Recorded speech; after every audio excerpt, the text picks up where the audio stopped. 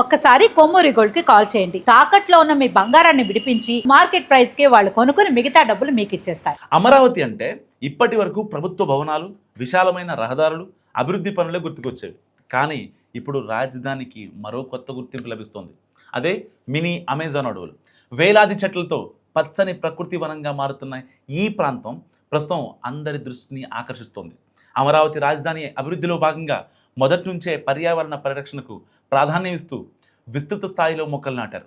కొన్ని సంవత్సరాల క్రితం నాటిన చిన్న మొక్కలు ఇప్పుడు భారీ వృక్షాలుగా ఎదిగి దట్టమైన ఆకుపచ్చని అటవీ వాతావరణాన్ని క్రియేట్ చేశాయి.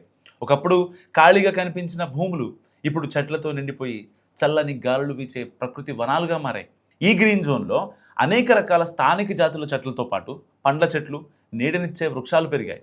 దీంతో పక్షులు, సీతాకోకచిలుకలు, ఉడతలు, ఇతర చిన్న జీవరాశులు ఇక్కడ ఆశ్రయం పొందుతున్నాయి. ఉదయం వేళల్లో పక్షుల కిలకిలా రావాలు, సాయంత్రం చల్లని గాలులు ఈ ప్రాంతానికి ప్రత్యేక ఆకర్షణగా నిలుస్తున్నాయి. అందుకే స్థానికులు దీనిని మినీ అమెజాన్గా అభివర్ణిస్తున్నారు.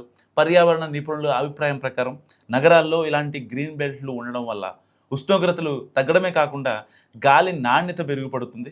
సో కార్బన్ డైఆక్సైడ్ను గ్రహించి ఆక్సిజన్ను విడుదల చేసే ఈ చెట్లు నగరానికి సహజ ఊపిరితిత్తుల్లా పనిచేస్తాయి. వర్షపాతం పెరగడానికి, భూగర్భ జలాలు నిల్వ ఉండటానికి కూడా ఇలాంటి అడవులు ఉపయోగపడతాయి.